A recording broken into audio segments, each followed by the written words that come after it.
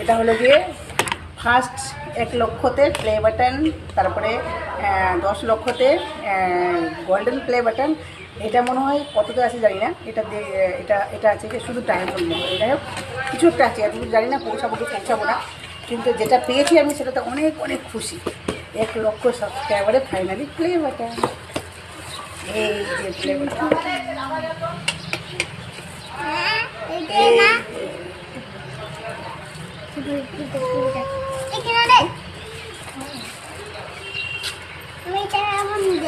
দেখ কেমন লাগছে বল?